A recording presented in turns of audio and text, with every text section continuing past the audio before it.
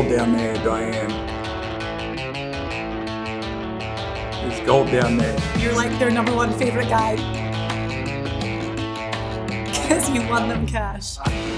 Hi and welcome to the Tour Report from Secret Golf. This week back in Florida on the PGA Tour for the Valspar Championship down in Innisbrook near Tampa. I'm Diane Knox and Steve Elkington is here. Elk, we're going to see some drama this week because this is known as being one of the most difficult courses that the Tour plays on their schedule. In fact, in 2019, it was the third toughest course. It's a tough course, Diane, and it has a snake as a logo. How could be anything more terrifying than having a snake as the last three holes, the snake pit? I'm terrified of snakes, Diane. This is a very narrow golf course. The grass we're back on Bermuda. This gets very windy. The front nine has a little undulation in it. The back nine's flatter, but it's just very awkward, long, dog-legging holes, and it takes a certain amount of style, a certain amount of discipline to play this course well. There's been some repeat type champions. Guys play well on this golf course, and we're going to shuffle all that together, and we're going to tell you who we think is going to do well this week. Yes, we have all of our picks for the Valspar Championship. Now, we said it's in Innisbrook. It's the Copperhead Course. We see the snake and the snake pit being holes 15, 16 and 17. Notoriously difficult. Now, Elk, the thing about this course is, and we're going to hear this so much, that ball striking is a premium. But it's always tight. I mean, 6 of the last 7 champions haven't gone lower than -10. And it's one of those tournaments where, looking here, 11 of the last 13 times that we've seen this tournament, it's either been the winners won by 1 shot or it's gone to a playoff. So the scoring is not going to be excessively low and it's going to be tight come Sunday. Yes. Everything you said, of course, is true, and a certain signature does develop on this golf course. Scrambling is one of the most important week, Diane, and why would that be? It's because nobody is going to hit all the fairways and nobody is going to hit all the greens. But over the course of the week, we find that the guys that are the best strikers and the guys that getting up and down is the key ingredient this week, because you're not going to hit all the greens. So who can hit it into the right spots when they miss? Who can pitch the ball well and sink the putt? Paul Casey will show up on our top 10. He's won this tournament. He's always right there. And when I think of who does this type of course set up well for, very good striker, chips the ball very well, patient, knows how to play this course. Some very odd angles. That hole right over your shoulder there, number 16, is probably the hardest par 4 on the course. Water all the way down the right, but the hole sweeps to the right. So if you want to get down in the correct position, you've got to really hug the right sides. Very stressful tee shot, because if you go left, you're probably going to make 5. So it's a very strategic course. We've got to hit the ball well, and our top 10, Diane, is just loaded with chippers and putters and good strikers. Yeah, and experience will count for a lot around here as well. You talk about Paul Casey. We've kind of based our model on him this week because, well, we didn't have this tournament last year due to COVID, but he won in 2019. He won in 2018. Adam Hadwin was the 2017 champion. In 2016, Charles Schwartzel, I find it so hard to say his name, but we are going to be saying it a lot. We were saying it a lot last week because him and his partner, Louis Oosthuizen, finished second place after losing out in a playoff to Leishman and Smith at the Zurich. And then Jordan Spieth winning in 2015. So, you look at those names and, apart from Hadwin, I guess, the rest of them are very experienced ball strikers and know this course well. Yep, masterful chippers, good strategists. Hadwin is known as a great chipper and putter. So, yeah, the ingredient, you don't go that low. You've already noted that. So the reason they can't go that low is it's odd angles. They finish in the rough a lot. They're bouncing balls up around the green. It's hard to get a really good score together every day. You are going to miss fairways, and you are going to have to deal with this grainy, nasty Bermuda rough, and it gets windy. So it's a really good test. And you've certainly noted there that there is a footprint that we follow when we talk about how to handicap this week. And Elk, on a very personal level, this is a course that means a lot to my family because my brother Russell Knox in 2019 on the 11th hole carded an albatross, and I'll never forget it because you and I were about to record our podcast and we were on the phone and I was refreshing the leaderboard and it came up saying that he carded a 2 on the par 5, and I was like, that has to be a mistake, but he got it. Yeah, that's the 11th hole, all success there to Russell. The 11th hole is a very hard hole to hit the fairway. If you do happen to hit the fairway, it's a slight dog leg around and then back the other way, and it's protected by bunkers. But if you do hit the fairway and you are lucky enough to have a crack at it, which I can't believe that Russell could hit it that far into because it's quite a long hole. But yes, fantastic. Yeah, and talking of the holes this week, again, we're going to get some of your illustrations because they are going down like a treat. I'm telling you, we have people getting in touch constantly saying, and you're very modest, but they are saying that it's the best kind of hole strategy that they see for golf courses when the tournament is on. And it's just completely different. I mean, it's a very novel concept that you just don't see anyone else doing, and we love that. I'm going to do them again. I always thought that I should play well at this tournament because it was narrow. I think I did okay at this tournament, but I know what the players are trying to do on these holes. I try to show you on the illustrations with that. And we're going to do it again. I'm going to do it on every course that I know the course well enough to be able to say, this is what's happening on this course. Okay, which is most of them, let's be honest. Right, so today on our tour report, we're going to give you our re-ranked top 10. We're going to look at some sizzlers and some dark horse picks as well. We've got some amazing names that pop up this week with really great value, and it's all coming up on our tour report. Compete against your friends on PGA Tour events. Win cash and bragging rights. Test your golf knowledge. Experience the success and failure of PGA Tour players. SG Tour app is an engaging golf experience designed by professional golfers that created a variety of games, including single and multi-day games, as well as tournament-long contests. It's really simple. Join or create a game. Pick 4 players and win cash. You can even immerse yourself in interactive features, including course strategy, putt predictor, and daily content exclusively from PGA Tour players. The word is out and golf fans are catching on. So don't miss out. Download the SG Tour app now.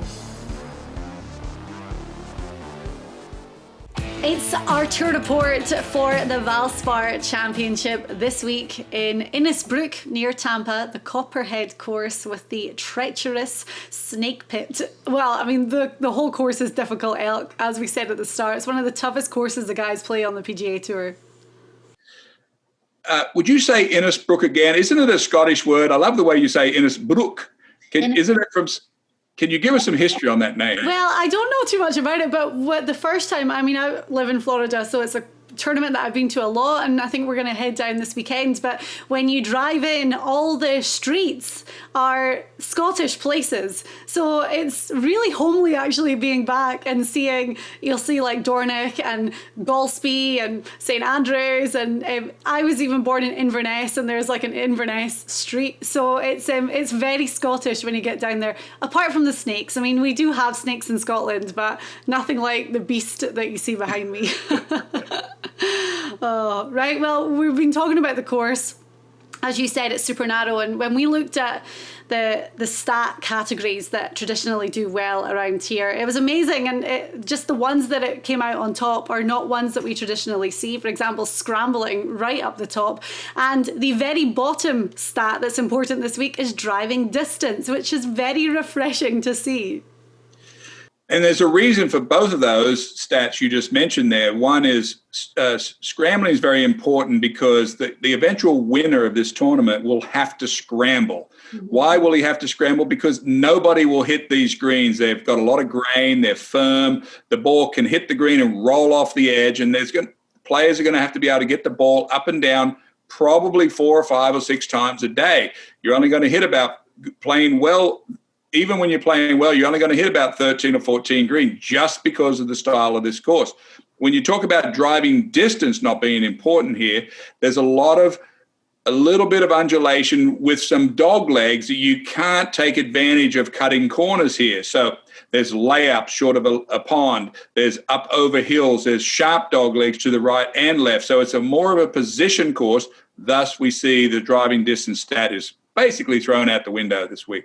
Okay, right, well, we're going to get into our top 10. We have re-ranked the fields. We're going to give you our full top 10. And coming in at number 1 is a guy who is actually a very big hitter on the PGA Tour, but he's just amazing at everything else as well. And that's why we have Justin Thomas as our number 1 pick this week, which will really come as no surprise. Yeah, there's a couple of interesting things about Justin Thomas, Diane, and that is he has a very interesting schedule. He doesn't play every week. He hasn't played for a few weeks, and I watch him on Instagram. I saw his swing this week.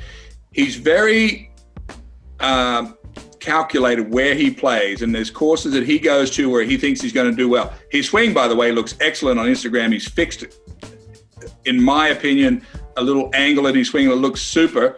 But Justin Thomas plays super well in Florida. He knows everything about Bermuda. This is a test for him. He can hit irons off the tee here or 3 woods, but there's a reason he's number 1 this week. I think he is rested, ready to go. I was a little bit surprised to see that he was in the field this week. And you talk about the scheduling, not long to go, really, 3 weeks to go until the PGA Championship. So for guys this year, with it being this massive super schedule, they really have to be very tactical with where they pick. And as you say, that's probably his reason for playing this week. Yeah, I think this is about the course. JT understands the tour very well for a young man. He's been very successful, and he goes to courses where he thinks he has the best chance. JT's, in my opinion, very good at everything across the board. But when you think about a course that only 8, 9, 10 under wins, in my mind, that's why he's there. He's got a chance. Nobody else can run away from him. Average players can't beat him on this course, and this is where his particular strengths will work in his advantage the most. Yeah. Right, well, coming in at number 2, a guy who is very strong around this course. So again, no surprise that he's going to be right at the top of this list. He is defending champion. Not only that, he's going for the three-peat after winning in 2018, 2019, and then, of course, trying to get it done again this year. Paul Casey comes in at number 2. Of course, Paul Casey is going to be at the top, Diane. Doesn't matter what we do or say. Paul Casey knows how to play this golf course. And what is it about a golf course where a guy can come in, he's got reasonable form right now, played decent at the Masters. This is one that he knows the course very well. I remember myself, I won the Doral tournament twice on a course that's very narrow like this. And I know what to hit off each hole. I know where to hit it. I know how my swing should feel. And believe it or not, it all comes back to you when you get on a course that you're so familiar with. He is an expert. He is the number 1 ranked player at playing this golf course for us. And that's why he's at number 2 for us overall this week. And we talk about Casey's form. He had a win in Dubai on the European Tour in January. And then since then, 8 starts on the PGA Tour, 4 top 10s. The one thing that was almost like the black mark in Casey's game was his putting. But a couple of weeks ago, I think we were actually talking about it on the show, and somebody who was working with him on his putting messaged us on Twitter to say he's sorted it out. Like, he's working hard and he's fixed it. And as you say, his Masters performance backs that up. It did indeed. And that person who contacted us, of course, is famous Peter Costas, CBS Sports commentator and the coach of Paul Casey for the last 20 years. And, of course, Casey sometimes gets, they pick on his putting, but he's such a good striker. He has a lot of chances. But this is a perfect course for him. This is the reason he's known for striking the ball well. And, again, I'm going to say it one more time. He knows how to play this course more than anyone. Okay, coming in at number 3, a guy with fantastic momentum right now. He's been playing great. All of a sudden, Cody Connors has popped up on everyone's radar with his stellar performances. I mean, it's no surprise. You've been big on him for a while, but after last weekend, and I'm not talking about the Zurich Classic, you are even bigger on Cody Connors. I met Corey Connors at the Floridian this weekend in the pro member, and I shook his hand and told him how much I enjoyed watching him play at the Masters and how I really liked the rhythm of his swing. And I got to watch him on the driving range at the Floridian, and everything that I thought that I saw on the TV was true to my eye, Diane. He is a natural striker of the ball, has a beautiful rhythm. He's not chasing anything. He's not trying to hit the ball a mile. He's just playing his game. And I think Connors will be the next guy that steps forward on our tour. And this course, I put him here myself personally this week, Diane, because of what I saw at the Floridian and what I saw at the Masters, and it was all confirmed for me live. So I am putting a supreme striker in number 3 this week in Canadian Corey Connors. You saw him live, so you have that, but his stats back it up too. Current form for this week, we have him ranked first in the field, coming off a 4th place, an 8th place, and a 14th place finish. And ball striking, 5th on the PGA Tour, greens and reg, he's 6th. I mean, there's not really many flaws with Connor's game. Occasionally the putter, I mean, we say that for everyone. But again, over the past couple of weeks, it seems that he's working that out, any tiny problem that he had. Well, we also know that Paul Casey is not either, and he's won this tournament twice. So where do we know scrambling is the most important stat at this course, but we also know that ball striking is very important too. Where do they miss it, and can they get it up and down and all that? So I'm putting Connors in with Paul Casey, that they're superior strikers, and they will, at the end of the week, work their way to the top. Yeah. Well, we're moving on to our 4th ranked player. We're talking about someone who is one of the best putters on the PGA Tour. He finished tied for 2nd in this tournament in 2018, 1 shot behind Paul Casey, and that is Patrick Reed. Pretty hard to handicap a field without the number 1 putter on the PGA Tour in your list, Diane, and Patrick Reed has been off. So, this is a good course for him. Patrick Reed likes to draw the ball. He's good in the wind.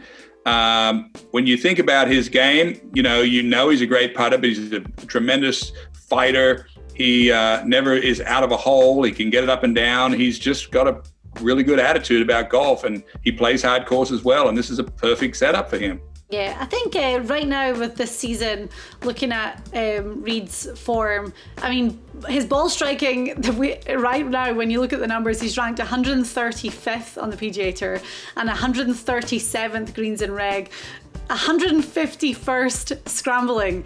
But you said it at the start, we take the numbers to stand for about 30%, and Reed's a perfect example of that this week. Yeah, I mean, when Reed put his name down to come to this tournament, he knows exactly what he has to work on to play this tournament well. So he's practicing. Whenever you get ready to go to a tournament, Diane, if I was getting ready to play this course, I would have been thinking about every one of these holes in practice the last week, shaping the ball at that nasty hole behind you right there, hole 16, and doing it over and over and over again. So when I get on that hole in the tournament, I'm just going to do it one more time. So Reed will know that, of course.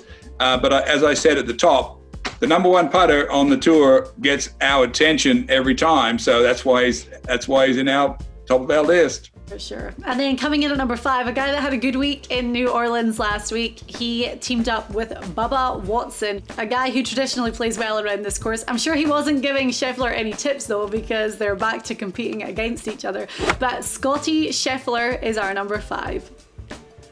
Yeah, that was the odd couple last week, and Scheffler, he's been on our list a lot, Diane. He's from Texas. He knows how to play in the wind. He knows how to play in Bermuda grass. He's a great putter. This field is not loaded from top to bottom, and it's easy in a certain sense for us to pick players. Why are they here? Mm-hmm. And a lot of when I start to think about a field, Diane, I want motivated players. I know Scotty Scheffler will be motivated to come to this course. He putts good. And I don't have to say much more about it. He's got good stats to back it up, but this is a very good spot for him. And still looking for his debut win on the PGA Tour as well. Let's not forget that. So our top 5 so far: Justin Thomas at number 1, Paul Casey at 2, Cody Connors at 3, Patrick Reed at 4, and then Scotty Scheffler coming in at number 5. We're going to go through the rest of our top 10 and give you some sizzlers on our tour report. Get in the game on the SG Tour Golf Gaming app and play 4-ball. It's a classic stroke play competition based on the aggregate scores of 4 players. Who makes your team? Well, pick 4 guys, 1 from each tier based on the current World Golf Rankings. Want a tip? You need 4 guys to make the cut. Get in the game on the SG Tour Golf Gaming app, available on iOS in the App Store. This week, it's the Valspar Championship at Innisbrook on the Copperhead Course in Florida. I'm Diane Knox, and Elk is here as well. We are going through our re-ranked top 10. Justin Thomas at the top, followed by Paul Casey, 2-time champion, defending champion. Cody Connors at 3, Patrick Reed at 4, and then Scotty Scheffler at number 5. Right, Elk, our next guy, he does have a win under his belt on the PGA Tour, winning the Greenbrier in 2019. 2 second-place finishes to kick off this year in Hawaii. Joaquin Neiman coming in at number 6. Now we're going to talk about the young guys in our top 10. You know, we talk so much about Schauffele and Morikawa. They're not playing this week, but the next 2 guys, and we're going to focus on Neiman for just a second. Neiman, quietly, you just said he had 2 top second finishes to start the season, but he's also in the top 5, Diane, of the tour, plays a lot of golf, got a lot of statistics. So if you're in the top 5 in ball striking, top 5 in greens and reg, then you're going to get my attention when you go to a golf course that needs both of those. And Joaquin Neiman is a very exciting young player to watch. Hits the ball good, keeps it low, knows how to position it, has a friend in Sergio Garcia that's an older player that helps him with his strategy. I like him a lot, Diane, and this is going to be a perfect fit for this young man. You're going to have all your skills this week. I always, just from watching the golf and talking to you week after week, there are just things that stand out in your mind when it comes to certain players. And we talked about how scrambling is going to be so important this week. I mean, ball striking, obviously, we know he's great at that. But I think Neiman gets so inventive around the greens. You see him pull off some really creative little shots, and that could bode well this week. Well, one of the great things about coming from Chile, it's the same thing as me growing up in Wagga Wagga, Australia.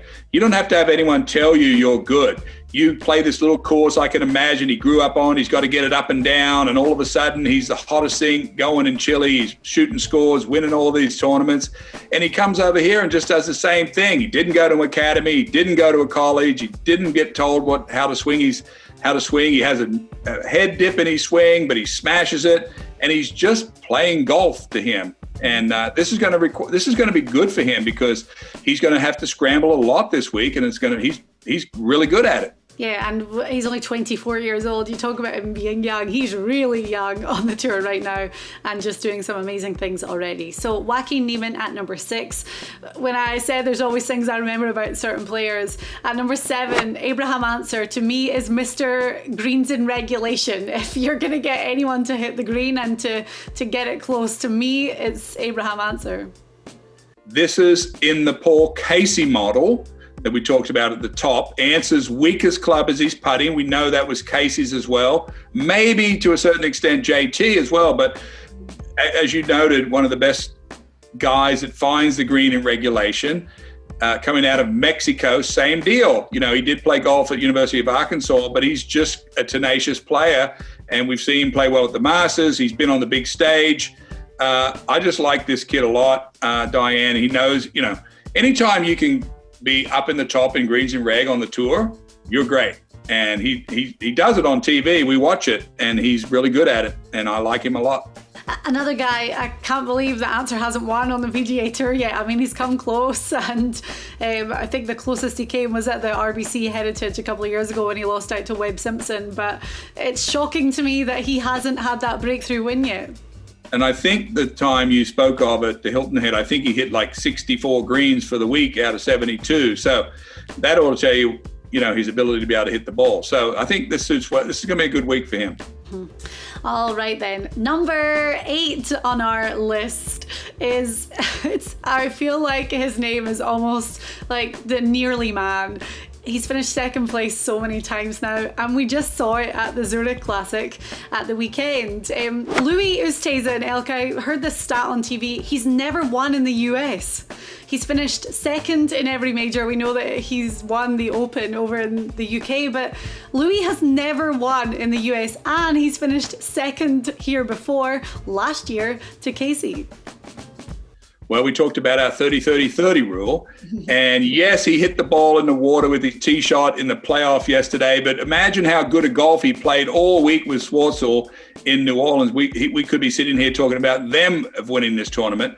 Louis Oosthuizen's one of these guys, you can close your eyes, you can see his swing. He's got great rhythm, Payne Stewart style, good striker. But the stat that I was surprised in is how good he chips the ball, Diane. He's 7th in the whole tour in scrambling, and he knows how to play this golf course, and maybe that's why he was so close last year. But will there be some redemption left over from that bad tee shot last week, Diane? And we know he's in good form, and we know he plays good on this course. So those two make him in our top 10.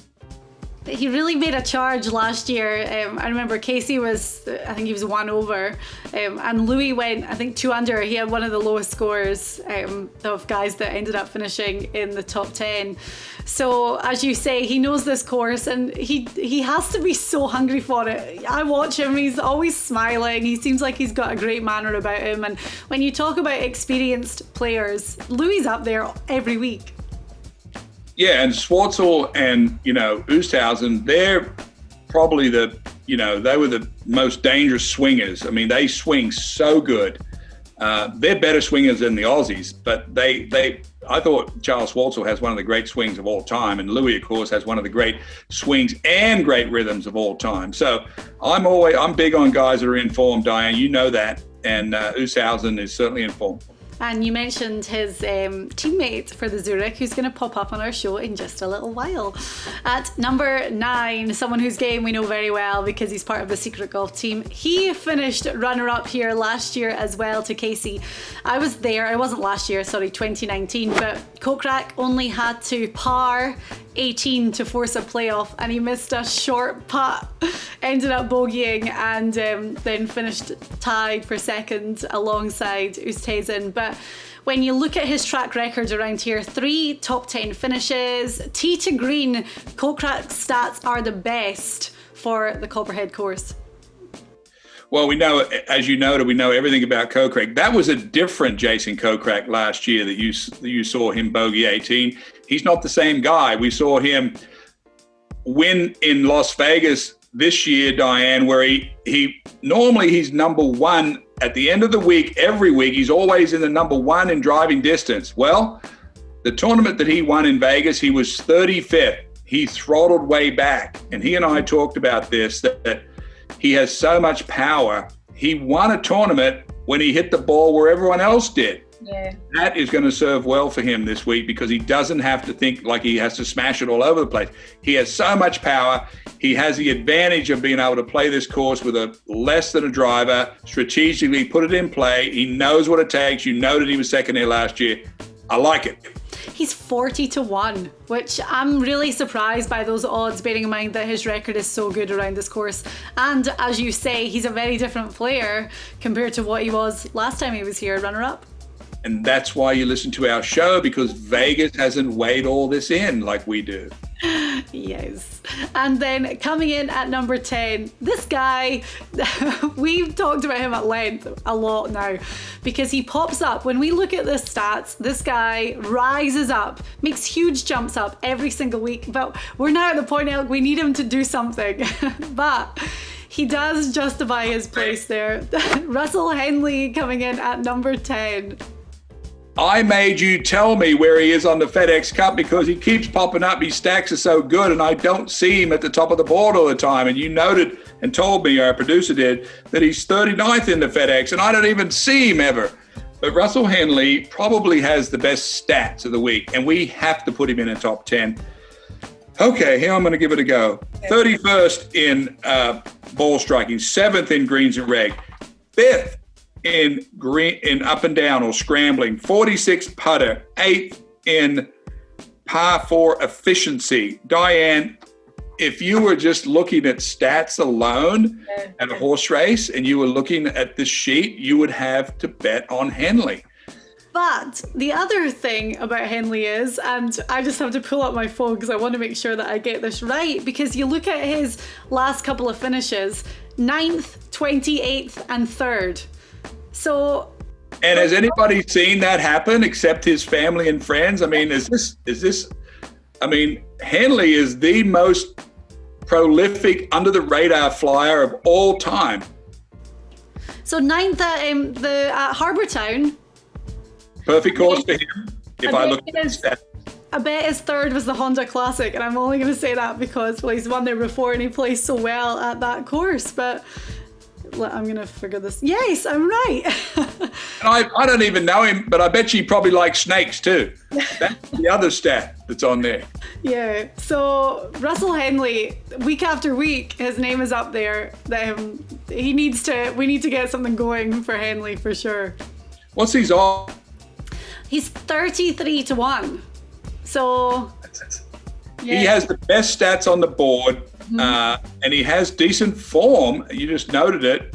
And I'm saying he likes snakes, so it's the best bet on the board. It's such a made-up fact. When are they going to have a course that has a spider as a logo? That's what I'm okay with spiders. No, I want a bulldog. Let's have a bulldog course.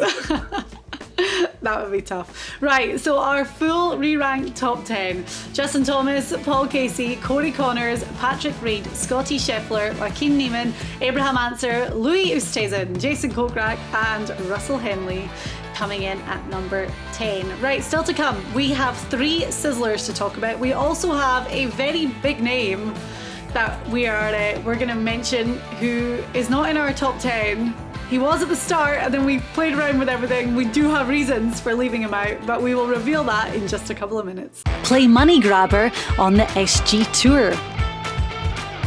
Instead of strokes, it's all about the cash. You pick a team of 4 players, 1 from each tier, and scoring is based on the money that your team wins. Your guys missed the cut? No problem, you're still in the game. The SG Tour Golf Gaming app, available on iOS in the App Store. It's our tour report this week for the Valspar Championship. We've gone through our top 10 and we're going to give you our sizzlers in just a couple of minutes. But first, Dustin Johnson is in the field this week. He is not in our top 10. Now, he finished tied for 6th last year, and last time we saw him play was the RBC Heritage just a couple of weeks ago when he finished out with the top 10. So we think we have good reason to leave him out this week. Not very often, Diane, you would have the number 1 player in the world that's not in your top 10. I talked about Brooks Koepka at the Masters with his knee. That didn't work out. I talked about Wolf and Morikawa last week. They were the top-ranked team that didn't work out.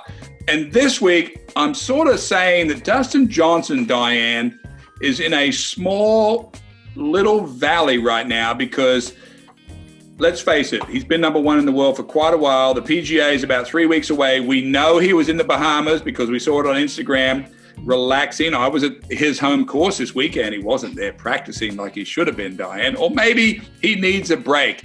Yeah. But I'm predicting that Dustin Johnson will stay slightly flat this week, Diane, and not be in the winner's circle. And I think that is a natural way that top players have these little peaks and valleys. Okay. We have seen, as you say, a slight decrease in his form. The RBC Heritage, RBC are one of his big sponsors, and he just made the cut. Then he had a low round 5 under on Sunday to finish in that tie for 13th.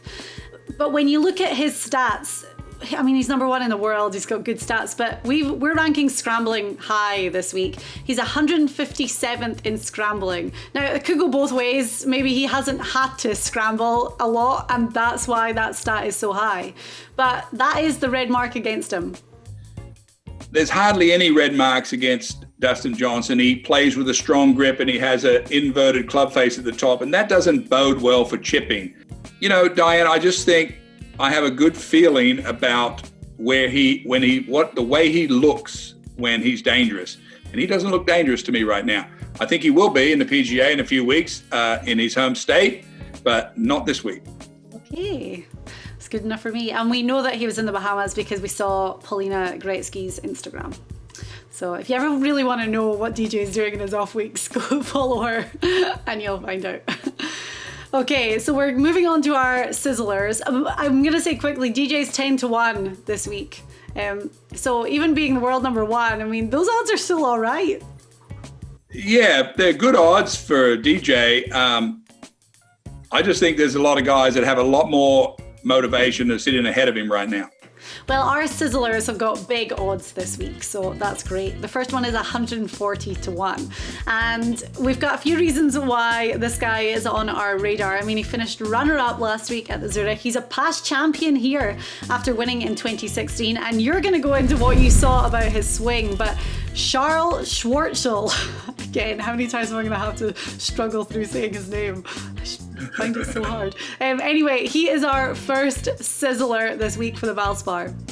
Good thing Charles Schwartzel is not from Innisbrook, because that would be the toughest thing for you to say, maybe. Oh, Brook you got, but you know how much I think of Charles Schwartzel's swing. I think he has one of the great swings of all time. We know he's in form. He almost won the tournament with his partner Louis Oosthuizen last week, and we know he plays well on this golf course. Now, Charles Schwartzel is not the greatest putter either, but he's fought through that pretty good. And to get to play the alternate shot format last week under a fair amount of pressure tells me that he's got his game all where he needs to.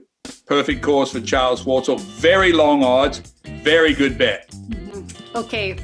Our second sizzler is 80-1, and this to me just seems like there's a lot of value in Gary Woodland.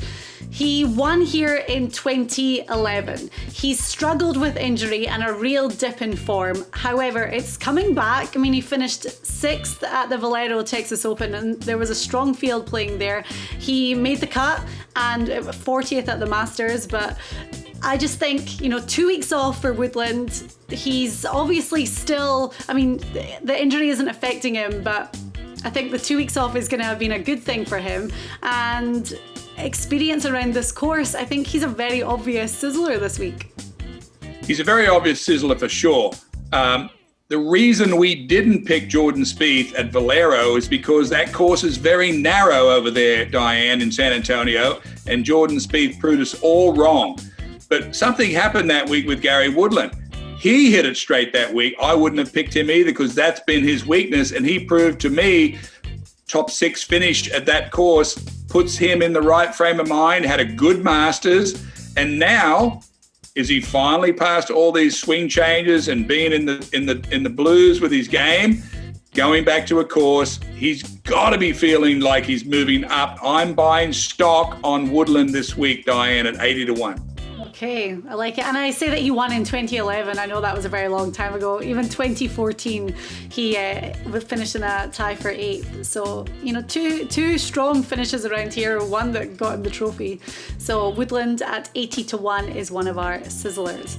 Our third sizzler finished in a tie for 5th in 2018 here. And another guy who, he just had a real dip in form, and that he's coming through that, but not only that, he is playing so well right now. So Justin Rose at 45-1 is our third sizzler. We all watched Justin Rose do what he did at the Masters, where he had 8 birdies in 10 holes on the first round. And we also saw Justin Rose kind of worry about his swing the whole rest of the Masters, working on drills, and it appeared to me that he was just sort of going to fade very slowly out of the picture, and that's indeed what happened. But there must be some residual left over, Diane, of that good play. Maybe he's got things sorted out, and it's hard for me to even believe that Justin Rose, I'm not talking about him in the top 10, but he is a straight hitter. He's a great putter, a great chipper, great thinker, major champion, Olympic medal winner. Is there still a little bit of form there, Diane? Has he gotten through some of the little quirky things that he needs to feel in his swing? And when he does, we're going to be right there to pick him because we're never leaving out Justin Rose. Yeah. And he's played this course a lot, and his stats for this course are good. I mean, I talked about the fact that he finished 5th in 2018, but he's had 5 top 15s here. And when you look at his stats, tee to green, we were saying that Jason Kokrak is number 1 in that, but Justin Rose comes in 2nd. So he's obviously got a lot of experience around here with this kind of shift in his form. And 40-1, there's value in that for Justin Rose. Yeah, you've been telling me all the way through this show how many times these players have played good here, more than once. Yeah. And we know what the footprint is, whether it's Casey and what he's done here and what it takes to do. And a theme and a model is emerging of this sort of style of player. And Justin Rose is in that model. Of course he is. He was former number 1 player in the world, but I'm more looking at form and how he plays this course. So maybe it's going to be the name. No, Innisbrook. No, he's English. Yeah. He can't roll his R's like the Scots can. Okay, so our 3 sizzlers this week: Charles Schwartzel, Gary Woodland, and Justin Rose. Right, looking forward to seeing it on this very narrow course. And Elk, you're going to give us your drawings with some strategy this week as well. I certainly will, and I'm looking forward to this course. I always do. I always enjoy, Diane, seeing a higher score win at Innisbrook. And I could do without that snake, by the way. Have they ever thought about changing the logo of this course? I mean, then they would have to do away with the snake pit, and those are 3 of the most entertaining holes for us to watch anyway. Saturday is considered moving day, and you can play along on the SG Tour. It's a one-day stroke play competition where you select a team of 4 players to shoot the lowest scores of the day. Will you make big moves? Download the SG Tour Golf Gaming app on iOS now.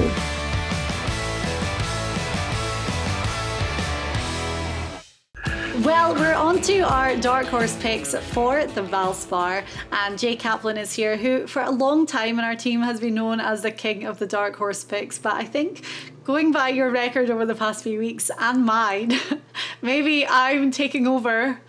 My guys finished in 4th place last week. Congratulations. I'm not ready to anoint you the queen of the dark horses, though. Although you have a very Medusa look today with that snake coming out of your head. So I'm not sure I should disagree with you or not. I had picked Brandt Snedeker and Keith Mitchell to do well. I thought they were going to win it at one point, and then they had a couple of bogeys on their final stretch to finish in a tie for 4th. My other team, Grayson Murray and Rob Oppenheim, they were sitting in the top 10 at the end of Saturday, and I'm like, oh, wow, this is going to be it. They finished in a tie for 25th in the end, but it wasn't too bad. Maybe finally I'm getting the hang of this. Well, and it just goes to show you, like, your Snedeker pick was sort of in passing at the end. You were like, hey, I also have a good feeling about these guys, and they perform. Yeah. And my personal favorite, the Oppenheim twosome, they were up there all weekend. They just had a rough finish. So good on you, as we say down under, I think. Hey, well, I'm kind of taking the same tactic for this week a little bit.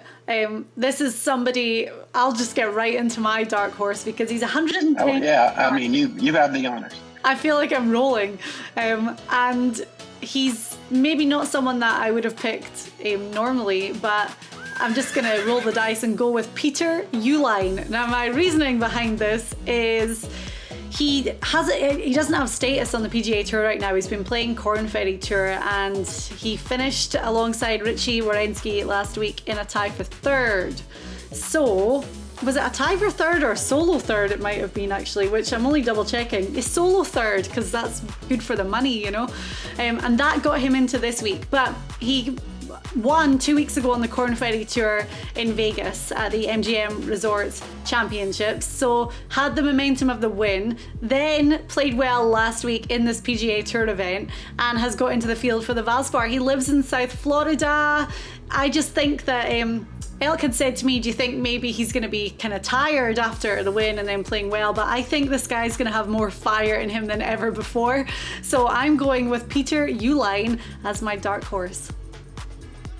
Good pick. You know, he plays in a lot of events. We see him with really good odds every week. He's not a long hitter, so we don't have to worry about him chasing distance. I like this pick. I mean, you're going with the same thing that you're bringing this week, which is momentum. You think you have good momentum, and so does Mr. Uihlein. Yeah. So I'm going to go the complete opposite way. I'm going to go with a guy that has very little momentum, but he has a lot of experience. This guy's a conundrum. The good part is we have the pipeline to everything he's doing, not just on the course, but off the course. Two ways. One, I tune on Instagram to see what his wife is up to. Oh, I know who it is now. Yes, and they basically live in Willy Wonka's house. They've designed this incredible, elaborate house out in the desert that looks like it's made of candy. So I know this guy's motivated because I bet that electric bill is probably pretty steep every month, which is why it might explain why he's out on tour pretty much every week. But this guy's a grinder anyway. And we know one of his consiglieres were very close to him. You may have heard him over the last 25 to 35 minutes explaining insights. Nobody has more insight on this particular guy than Elk does. So when I asked him this morning, like, give me some intel on him, he's like, he really wants to win. He really wants to play well.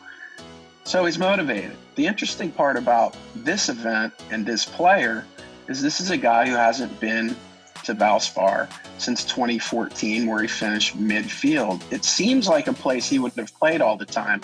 Something says these guys in Tampa would welcome Pat Perez with open arms. It seems like a city that Pat may just fit right into. So I've let it leak. It's Pat Perez. I have this feeling based on one particular thing, Diane. Do you know what his top skill in his career has been? Scrambling. It is. He's known as one of the great chippers on tour and has been for some time. So I'm going to put all of my eggs in Pat Perez's chipping basket this week, and I'm going to say he pushes the top 10. 250-1 and had a good showing with Jason Kokrak. Again, two guys that were in contention and moving up the leaderboard at the kind of earlier part of the weekend, and then Sunday was a bit of a rough day, but I think him and Jason Kokrak are such good friends. Maybe he, after playing with him, got a little bit of a spark back to his game, because we all know what Perez can do, and it would be great to see it again. So at 250-1, there's value in Pat Perez. I agree with you. Everybody loves this guy for many, many, many different reasons. I love him this week because he's going to play well. Okay, do you have another dark horse pick? No. Okay, well, I'm going to just throw out one name very quickly that Elk said to us. Sometimes Elk will just throw out a name and pass over it, and this was just worth it to me, because we know that this guy has not been playing well. He's 400-1 this week, and his stats are red across the board. Like, red across the board.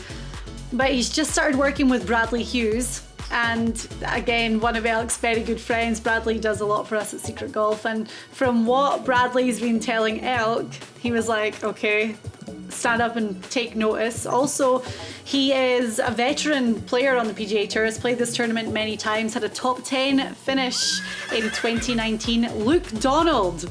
So we have a little bit of Luke Donald on our radar, you know, maybe for some sort of long shot, a top 10, top 15, even a top 20 finish. You would get good odds on that because his form has not been great. Yeah, it doesn't seem like he plays very often anymore. I know he's got some off the course stuff. He's interested in elongating his golf career into the broadcasting world. So who knows, you know, Stuart Sink, Luke Donald. I mean, the great thing about the tour is technology kind of evens the field. So it's never a surprise when a guy that's up there in age competes and now can win. So would it be surprising for Luke Donald? Absolutely, because nobody's heard from him in a long time. But sometimes Elk knows best. I'll even give him that for everybody to hear, right? Right, so that's our tour report this week for the Valspar Championship. Next week it's off to a big boys golf course, Quail Hollow, for the Wells Fargo Championship in Charlotte, North Carolina. So we'll be back with our tour report for that, and hopefully everything goes well for our picks and your picks this week.